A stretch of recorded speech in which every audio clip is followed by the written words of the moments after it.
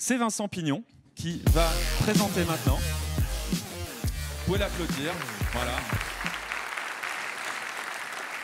Vincent, l'homme qui a une demi-heure d'avance et qui va nous parler de blockchain. Blockchain, ça tombe bien, c'est vrai que c'est un terme dont on entend beaucoup parler. Vincent est entrepreneur et c'est lui qui s'occupe de la thématique blockchain à l'État de Genève. Il va nous parler des utilisations concrètes qu'on peut faire de cette technologie. Vincent, à toi. Bonjour à toutes et à tous. Alors, excusez-moi de ne pas être Nabila, effectivement, et de ne pas venir faire la promotion du Bitcoin aujourd'hui. Ce n'est pas mon propos, en tout cas. Je vais essayer de vulgariser la blockchain, cette technologie dont on entend beaucoup parler, à travers notamment les crypto-monnaies. Je ne vais pas parler des crypto-monnaies, je vais parler des usages qui peuvent être faits derrière les crypto-monnaies, et notamment ce qu'on fait à Genève, en particulier avec Digital Switzerland. Alors pour commencer ma présentation, juste une introduction rapide sur l'évolution qui est en cours par rapport à la blockchain, et puis ensuite 10 exemples concrets internationaux et locaux. Premier élément, on passe d'un monde qui est un monde totalement centralisé. On en a discuté juste avant avec des entreprises comme Hilton, comme les journaux qui sont impactés par d'autres entreprises comme Uber, les GAFA, Airbnb et d'autres.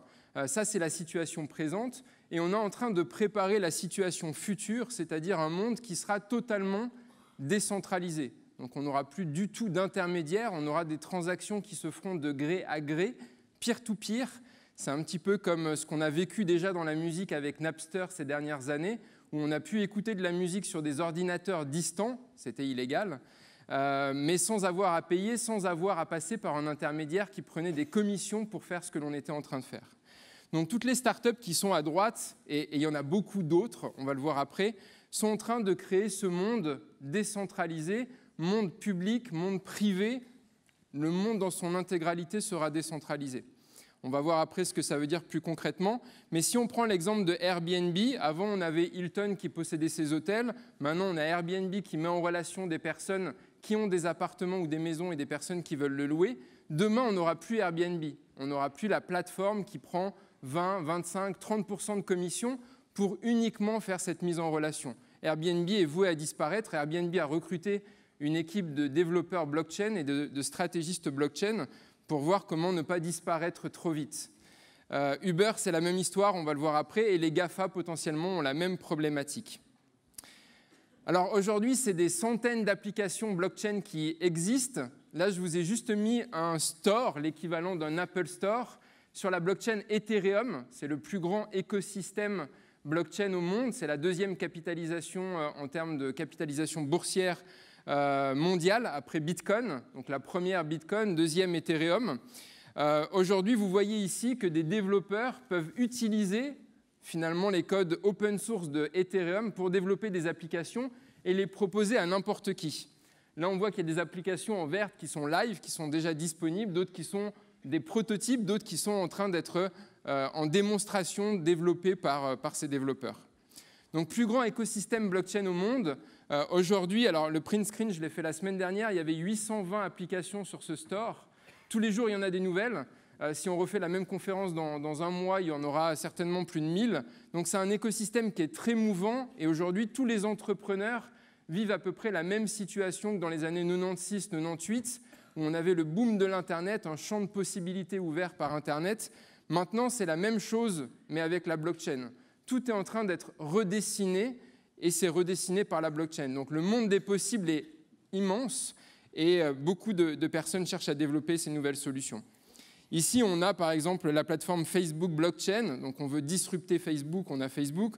On a une plateforme de voting blockchain, etc., etc. Alors maintenant, des exemples concrets pour essayer de mieux comprendre ce que c'est que la blockchain. On en parle beaucoup, il y a beaucoup d'articles de presse sur le sujet. À la fin de l'histoire, on n'a jamais vraiment compris ce que c'était. Donc là, je vais essayer d'illustrer de façon beaucoup plus concrète, par exemple, ce que ça représente. Ici, vous avez les courses de Uber sur une semaine entre Genève et Lausanne. Alors ce print screen a été fait par Uber il y a à peu près 1 an, donc ça date. Maintenant, il y a beaucoup plus de courses que ça. Uber, aujourd'hui, est potentiellement en train de se faire ubériser. Alors c'est assez amusant parce que depuis 3-4 ans, on a des titres de journaux qui disent telle entreprise est ubérisée, telle autre est ubérisée. Maintenant, c'est Uber qui pourrait se faire ubériser par la blockchain. Pourquoi ? Parce qu'aux États-Unis, il y a un État qui a décidé d'interdire Uber, Lyft et tous les concurrents de Uber. Et il y a un chauffeur qui était professionnel Uber, donc qui vivait de cette activité-là, qui a décidé de créer une application blockchain qui finalement détourne à la fois la législation en utilisant le covoiturage, comme le fait Blablacar par exemple, et la technologie, comme le fait Uber, avec des courses géolocalisées sur lesquelles on peut avoir un chauffeur à tout moment très rapidement. Cette entreprise s'appelle Arcade City. Alors, elle a été financée par des VC très connus aux États-Unis. Elle est maintenant live, vous pouvez télécharger l'application. Malheureusement, elle n'est pas encore développée à Genève. Développée, c'est-à-dire qu'on n'a pas d'écosystème de chauffeurs à Genève. Mais j'espère qu'à l'issue de cette conférence, il y aura des velléités de chauffeurs qui vont télécharger, s'inscrire, et qu'on aura Arcade City qui va se développer ici aussi. Ça, c'est un exemple qui est assez intéressant, qui est assez marquant, parce qu'avoir Uber qui potentiellement va se faire ubériser par des applications peer-to-peer qui, ici, n'ont pas de business model. Arcade City ne gagne pas d'argent. Donc, on est exactement dans les années Google, où Google ne gagnait pas d'argent, proposait son service de moteur de recherche sans business model derrière. Là, c'est la même chose. Et les VC qui investissent dans cette entreprise, les venture capitalistes, pensent que demain, avec le nombre d'usages de transactions qui seront faites sur cette plateforme, il y aura une façon de monétiser ces transactions. Deuxième exemple particulièrement intéressant, c'est Ripple. Ripple, c'est la 3e capitalisation des crypto-monnaies mondiales. C'est une entreprise qui est toute récente, une start-up qui était présente à Genève il y a 1 an et demi au plus gros salon bancaire mondial, Sibos. Et il y a plusieurs entrepreneurs qui travaillaient sur ce sujet, ici aussi à Genève, considérant la problématique du change. Ils se sont dit finalement, plutôt que de passer par une banque, par une coopérative comme Swift, pourquoi pas passer par une crypto-monnaie ? J'ai des francs suisses, je veux acheter des yens. Aujourd'hui, c'est long, ça prend 3 à 5 jours, ça coûte cher, c'est un pourcentage du montant. Finalement, avec la crypto-monnaie, je vais pouvoir, avec mes francs suisses, acheter du bitcoin, par exemple, et avec mes bitcoins, acheter du yen. Avantage, c'est qu'une transaction bitcoin, c'est à peu près 10 minutes. Alors, on va dire maximum, si c'est des gros montants, quelques heures. Coût de transaction, c'est un frais fixe et non un pourcentage de la transaction. Donc, sur des petites transactions, c'est peut-être pas intéressant. Par contre, si j'ai des grandes transactions à faire, là, ça peut avoir un intérêt. Problématique de ces entrepreneurs, c'est que le bitcoin, pour ceux qui en ont déjà acheté, voient que c'est très fluctuant, très volatile, donc très difficile de faire une opération de change sur du bitcoin. Ripple a considéré la problématique différemment. Ils ont dit on va créer notre crypto-monnaie, le Ripple, avec une grande majorité de détention privée. On va maîtriser les coins sur le marché et ça sera beaucoup moins volatile que le bitcoin. Ils ont créé cette application qui est déjà utilisée par de nombreuses banques, notamment asiatiques. Et ce qui est assez intéressant, c'est que pour ceux qui suivent l'actualité des crypto-monnaies et de la blockchain, depuis quelques mois, Ripple est la monnaie la plus volatile. On est passé au mois de septembre à 0,14 le Ripple pour 1 franc suisse, à plus de 2 le Ripple pour 1 franc suisse au mois de décembre. Et aujourd'hui, on passe de 1 à 2 quasiment tous les jours.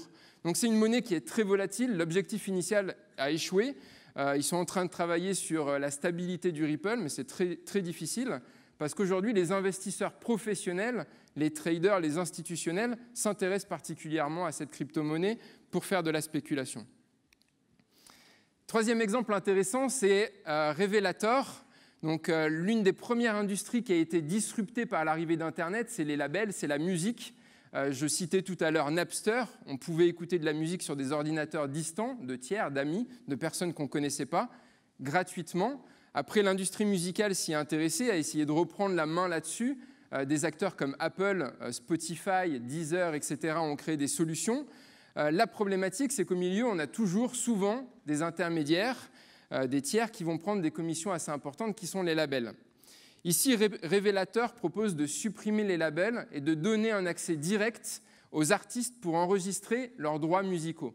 Donc je suis un groupe musical, on est 4-5, on va enregistrer notre chanson, notre œuvre dans la blockchain Revelator. Et ensuite, ce qui est très intéressant, c'est qu'on va pouvoir la diffuser à travers le monde sur toutes les plateformes de diffusion de musique.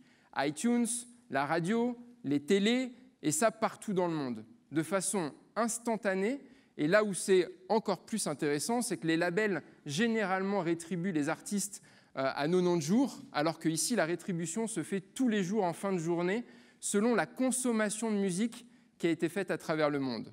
Donc des personnes écoutent ma musique sur iTunes, sur une radio américaine, instantanément, ils vont être prélevés sur leur wallet du montant et je vais recevoir l'argent directement sur mon compte révélateur. Donc les labels sont disruptés par la blockchain. En Suisse, on a un cas qui est intéressant à Zug. Depuis le mois d'août, la ville de Zug permet d'authentifier des identités blockchain. Donc à partir de votre carte d'identité suisse, vous allez aller voir un officier public qui va vous donner une identité blockchain pour que vous puissiez faire des transactions officielles avec l'administration pour payer vos impôts et pour signer des contrats. Donc là, on a une reconnaissance de la blockchain, de l'identité blockchain pour pouvoir faire des transactions. Aujourd'hui, c'est une expérimentation. Zug est parmi la première initiative mondiale sur cette thématique et on est aussi en train de travailler là-dessus à Genève.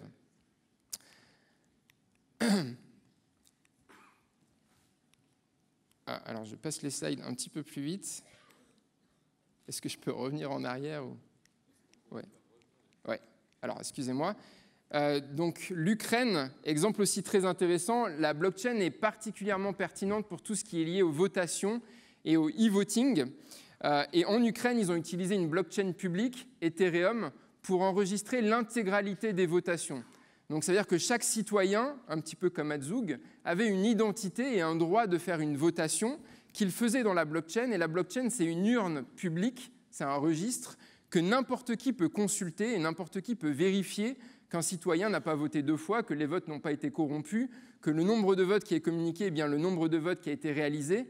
Donc finalement, c'est la solution la plus démocratique, quand on n'a pas confiance notamment dans son État ou dans les instances politiques, pour faire des systèmes de votation. C'est aussi une initiative qu'on a essayé de mettre en œuvre à Genève. Malheureusement, et c'est aussi ce que disait Fatih Derder juste avant, la problématique généralement pour implémenter la blockchain dans le secteur public, c'est le cadre réglementaire.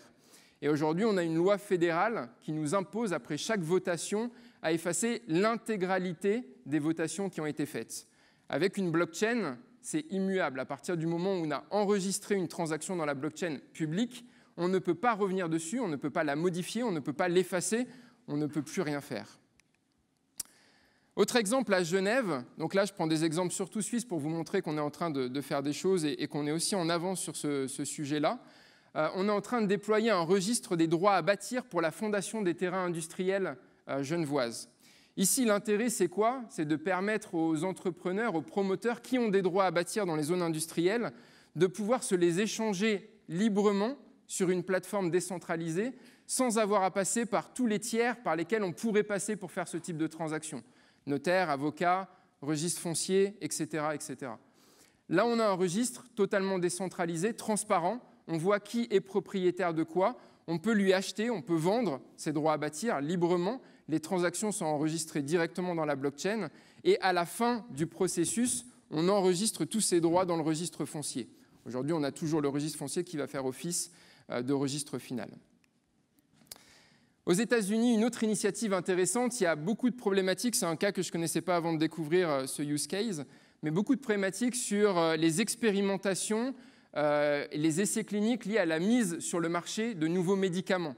Et beaucoup de fraudes dans des pays notamment en voie de développement où les essais cliniques sont plus faciles, plus facilement corruptibles, pas nécessairement tracés, et finalement il y a des tests qui ne sont pas faits sur les animaux, sur les humains, et malgré tout il va y avoir une validation par le pays comme quoi ces essais ont été faits. Et ensuite, quand les laboratoires vont dans des pays aux États-Unis, en Europe ou autres, et qui montrent ces essais cliniques, finalement, ils n'ont peut-être pas été réalisés, il y a une fraude, mais le médicament est quand même sur le marché. Donc là, il y a des professeurs qui ont mis en œuvre une plateforme blockchain pour tracer tous les essais cliniques, pour voir du début à la fin, du laboratoire où on élabore une molécule jusqu'à la mise sur le marché, et même potentiellement après, la traçabilité de tous les essais, de la mise sur le marché, des certifications qui ont eu lieu, et en cas de problème a posteriori, on est capable de faire un audit instantané d'où peut venir le problème et potentiellement sortir ce produit du marché très rapidement. Donc ça apporte une transparence considérable dans une industrie où elle n'était pas nécessairement fondamentale. Autre exemple intéressant, c'est pour les universités. On a beaucoup de fraude au diplôme. Un cas encore récent, c'était avec Nestlé, qui a un de ses directeurs qui avait menti sur un de ses diplômes.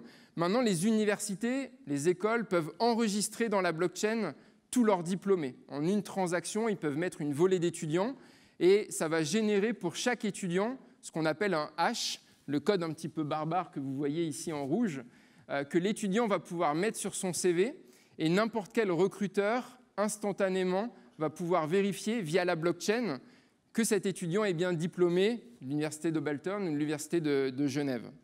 Donc ça, c'est un élément qui est aussi très intéressant pour les recruteurs. Il y a peu de problèmes si le diplôme est local. Par contre, si le diplôme est étranger, on va avoir beaucoup de mal à le vérifier. Là, on va pouvoir le vérifier instantanément.